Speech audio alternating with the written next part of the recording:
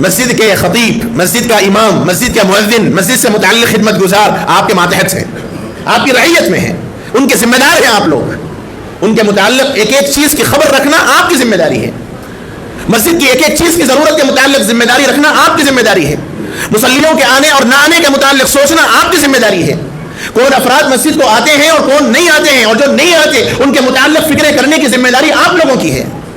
بہت معافی کے ساتھ عرض کرتا ہوں کہ عام طور پر ہماری مسجدوں میں پاخانے کی صفائی کرنے والا مؤذن ہوتا ہے، شاید جواب دیں گے اللہ کے پاس، جو آدمی آپ کو نماز کے لیے بلا رہا ہے آپ اس سے پاخانے صاف کراتے ہیں؟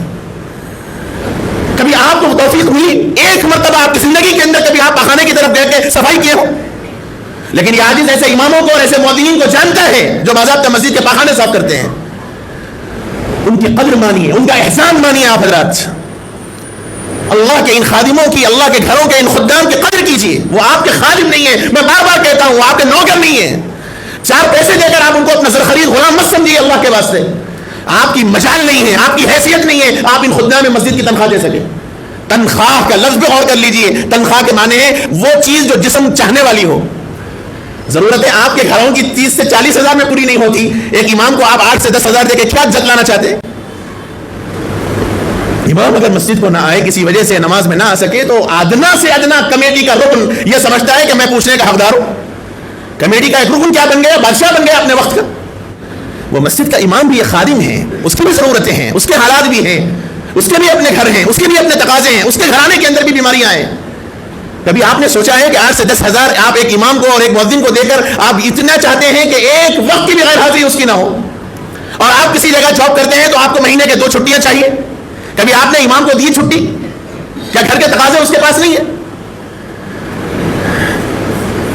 دنیا کا شاید یہ واحد ملازم ہوگا، دنیا کا واحد ملازم امام اور مؤذن، خطیب کا تو مسئلہ الگ ہے، اس کو تو پھر بھی آزادی ہوتی ہے، لیکن امام اور مؤذن دنیا کا واحد ایسا ملازم ہے جس کو کوئی چھٹی نہیں ہے، سال کے 12 مہینے کوئی چھٹی اس کو نہیں ہے، اسے جانا بھی ہو تو وہ کسی کو انتظام کرنا پڑے گا۔ تو بعد میں نے ان سے پوچھا کہ آپ جھاڑو کیوں دے رہے تھے؟ ایک مرتبہ تو دے، تو کہا کہ صدر صاحب کا حکم ہے ہر 2 نماز کے درمیان مسجد کی صفوں کو جھاڑو دینی چاہیے، کم سے کم 3 صفحے تو ضرور۔ ٹھیک ہے، کیا آپ کے اپنے گھر میں آپ نے اپنی بہووں کو، اپنی بیویوں کو، اپنی بیٹیوں کو پابند کیا ہے کہ دہلان میں روزانہ دن میں 2 مرتبہ جھاڑو دیں؟ جب آپ جس گھر میں رہتے ہیں آپ کو اپنی بیوی بچوں سے بولنے کی ہمت نہیں ہے تو ایک خادم کو بولنے کی ہمت کہاں سے آ گئی؟ تنخواہ دے رہے ہیں صاحب، پیسے دے رہے ہیں صاحب، ملازم ہے صاحب انہوں ہمارے، حاکمانہ لہجہ۔ مسجد کے ذمہ دار لوگ کل اللہ کے پاس جواب دہ ہیں، کل اللہ کے پاس جواب دینا ہوگا آپ کو۔ یہ صرف عہدہ نہیں ہے، صدر بن جائیں، نائب صدر بن جائیں، ٹریزر بن جائیں اور رکن بن جائیں، یہ عہدے نہیں ہیں۔ اللہ کے گھر کے آپ خادم ہیں، آپ خادم ہیں، اور خادم کا کام خدمت کرنا ہے، خدمت اللہ لینے والے ہیں آپ سے، اور اسی لیے اللہ نے آپ کو منتخب کیا ہے، ورنہ اتنے لوگ ہیں سینکڑوں۔ اللہ نے اگر آپ حضرات کا ان کا انتخاب کیا ہے تو اس کی وجہ بنیادی یہ ہے کہ اللہ کی نظر کرم آپ لوگوں کے اوپر ہے، اور اس میں اگر کوتاہی ہوگی تو کل اللہ کے پاس ایک ایک چیز کے متعلق آپ سے سوال ہوگا۔ اللہ کے نبی صلی اللہ علیہ وسلم نے صاف فرمایا وَكُلُّكُمْ مَسْئُولٌ عَنْ رَعِيَّتِهِ، كُلُّكُمْ رَاعٍ، تم میں کا ہر ایک آدمی ذمہ دار ہے، وَكُلُّكُمْ مَسْئُولٌ عَنْ رَعِيَّتِهِ، اور تم میں کا ہر ایک آدمی اپنے ماتحتوں کے متعلق کل قیامت میں سوال کیا جائے گا اس سے۔ آپ ذمہ دار ہیں مسجد کے، آپ حضرات کمیٹی والے آپ ذمہ دار ہیں، تو آپ لوگوں کے ایک ایک عمل کے متعلق کل قیامت میں اللہ سے سوال کیا جائے گا۔ اگر آپ کی خدمت برابر ہے تو اجر و ثواب کے آپ مستحق ہیں، اور اگر آپ کی خدمت میں کوتاہی ہے تو کل قیامت میں اللہ کے پاس آپ کو جواب دینا ہوگا۔ اس لیے آپ ہم میں کا ہر ایک فرد سوچ لے کہ میرے اوپر جو ذمہ داری ہے میں اس ذمہ داری کو پورا کر رہا ہوں یا نہیں کر رہا ہوں۔ آپ حضرات ذمہ دار ہیں، مسجد کے خطیب، مسجد کا امام، مسجد کا مؤذن، مسجد سے متعلق خدمت گزار آپ کے ماتحت ہیں، آپ کی رعیت میں ہیں، ان کے ذمہ دار ہیں آپ لوگ، ان کے متعلق ایک ایک چیز کی خبر رکھنا آپ کی ذمہ داری ہے، مسجد کی ایک ایک چیز کی ضرورت کے متعلق ذمہ داری رکھنا آپ کی ذمہ داری ہے، مصلیوں کے آنے اور نہ آنے کے متعلق سوچنا آپ کی ذمہ داری ہے، کون افراد مسجد کو آتے ہیں اور کون نہیں آتے ہیں، اور جو نہیں آتے ان کے متعلق فکریں کرنے کی ذمہ داری آپ لوگوں کی ہے۔ یہ سارے کام اگر ہوں گے تو پھر آپ مسجد کے صحیح معنوں میں خدمت گزار ہیں۔ سیدنا حضرت عمر رضی اللہ عنہ خلیفۃ المسلمین ہیں، اور آپ کا معمول تھا کہ جب اقامت شروع ہوتی تو حضرت عمر تشریف لاتے اور قد قامت الصلاۃ پہ مصلی پر آتے اور اس درمیان مصلیوں پر ایک نگاہ ڈالتے، اور اس درمیان حضرت عمر نے ایک شخص کو دیکھا کہ مسجد میں نہیں تھے اللہ کے۔ حضرت عمر نے نماز کے بعد ان کے گھر گئے اور فرمایا کہ فلاں صاحب کا کیا بات ہے، میں ان کو نماز میں نہیں دیکھتا فجر کی۔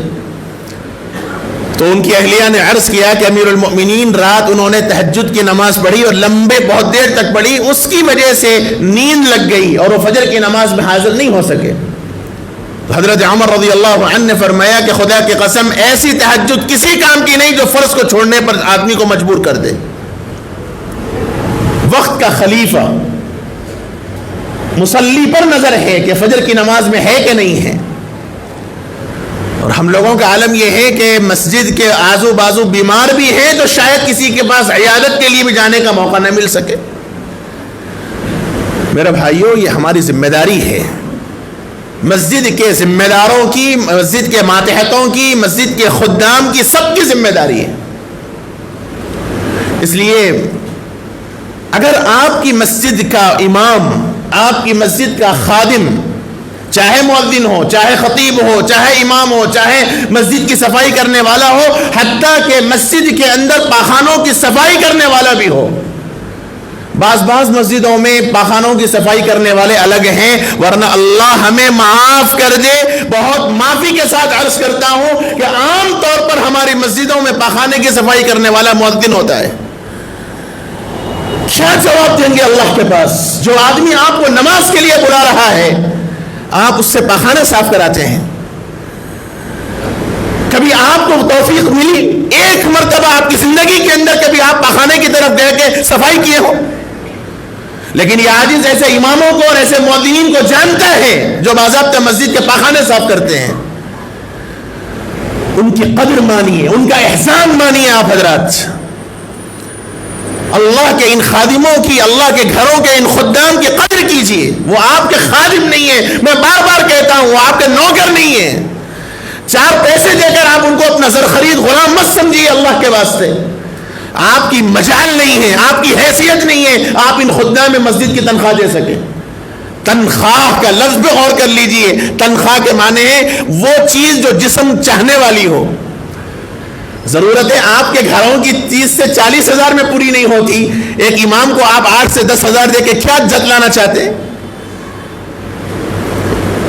امام اگر مسجد کو نہ آئے، کسی وجہ سے نماز میں نہ آ سکے، تو ادنا سے ادنا کمیٹی کا رکن یہ سمجھتا ہے کہ میں پوچھنے کا حقدار ہوں۔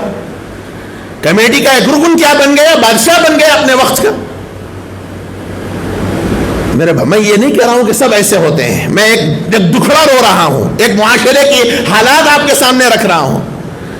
وہ مسجد کا امام بھی ایک خادم ہے، اس کی بھی ضرورتیں ہیں، اس کے حالات بھی ہیں، اس کے بھی اپنے گھر ہیں، اس کے بھی اپنے تقاضے ہیں، اس کے گھرانے کے اندر بھی بیماریاں ہیں۔ کبھی آپ نے سوچا ہے کہ 8 سے 10 ہزار آپ ایک امام کو اور ایک مؤذن کو دے کر آپ اتنا چاہتے ہیں کہ ایک وقت کی بھی غیر حاضری اس کی نہ ہو؟ اور آپ کسی جگہ جاب کرتے ہیں تو آپ کو مہینے کے 2 چھٹیاں چاہیے، کبھی آپ نے امام کو دی چھٹی؟ کیا گھر کے تقاضے اس کے پاس نہیں ہے؟ دنیا کا شاید یہ واحد ملازم ہوگا، دنیا کا واحد ملازم امام اور مؤذن۔ خطیب کا تو مسئلہ الگ ہے، اس کو تو پھر بھی آزادی ہوتی ہے، لیکن امام اور مؤذن دنیا کا واحد ایسا ملازم ہے جس کو کوئی چھٹی نہیں ہے، سال کے 12 مہینے کوئی چھٹی اس کو نہیں ہے۔ اسے جانا بھی ہو تو وہ کسی کو انتظام کرنا پڑے گا۔ آپ میں سے کوئی ایسا کیوں نہیں بڑھتا کہ خود آگے بڑھ کے نماز پڑھائے؟ کیوں نہیں بڑھتا؟ کیوں نہیں بنتا ایسا؟ کیوں اتنی ہمت آپ کے اندر نہیں ہے کہ امام نہ ہو تو آپ خود آگے بڑھ کے نماز پڑھائیں؟ جب آپ کے اندر اتنی ہمت نہیں ہے تو امام پہ انگلی اٹھانے کا بھی آپ کو حق نہیں ہے۔ لیکن ادنا سے ادنا رکن بھی ایک کمیٹی کا کیا رکن بن گیا کہ بس امام پوری بادشاہت مسجد میں چلانا چاہتا ہے۔ مؤذن سے اگر کسی وجہ سے تھوڑی سی تاخیر ہو گئی تو بس قیامت برپا ہو گئی۔ بعض مسجدوں میں دیکھنے میں آیا، ایک جگہ میں اچانک پہنچا، میں عصر کا وقت بالکل تنگ تھا، عصر کی نماز پڑھنے کے لیے رکا تو مؤذن صاحب مسجد جھاڑو دے رہے تھے. حالانکہ عصر اور مغرب میں عام طور پہ وقفہ کتنا ہوتا ہے ہمارے احناف کی مسجدوں کے اعتبار سے؟ بالکل اذان کا وقت قریب تھا، پوری مسجد کو بیچارے جھاڑو دے رہے تھے. حالانکہ عمر کے اس حصے میں ضعیف العمر ہیں، داڑھی ہو گئی، بتا رہے تھے کہ 27 سال ہو گئے مسجد میں خدمت کرتے ہوئے ماشاءاللہ، لیکن جھاڑو کا کٹا ہاتھ سے نہیں ہٹا، اور بڑے فخر سے بول رہے تھے کہ اللہ کے گھر کا خادم ہوں، اللہ نے مجھے چنا ہے. لیکن میں ایک دوسرے زاویے سے سوچا، تو بعد میں نے ان سے پوچھا کہ آپ جھاڑو کیوں دے رہے تھے، ایک مرتبہ تو دیے، تو کہا کہ صدر صاحب کا حکم ہے ہر 2 نماز کے درمیان مسجد کی صفوں کو جھاڑو دینی چاہیے، کم سے کم 3 صفیں تو ضرور. ٹھیک ہے، کیا آپ کے اپنے گھر میں آپ نے اپنی بہووں کو، اپنی بیویوں کو، اپنی بیٹیوں کو پابند کیا ہے کہ دہلان میں روزانہ دن میں 2 مرتبہ جھاڑو دیں؟ جب آپ جس گھر میں رہتے ہیں آپ کو اپنی بیوی بچوں سے بولنے کی ہمت نہیں ہے، تو ایک خادم کو بولنے کی ہمت کہاں سے آ گئی؟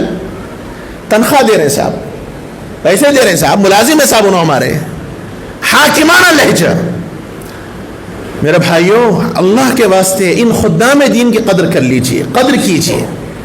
ان حضرات کا کوئی سہارا نہیں ہے سوائے اللہ کے در کے، اور یہ در ایسا در ہے کہ اگر یہ ہاتھ اٹھا دے تو کل قیامت کے دن آپ کو ایک ایک ربے کا حساب دینا پڑے گا، اور ایک ایک حبے کا حساب آپ کو دینا پڑے گا.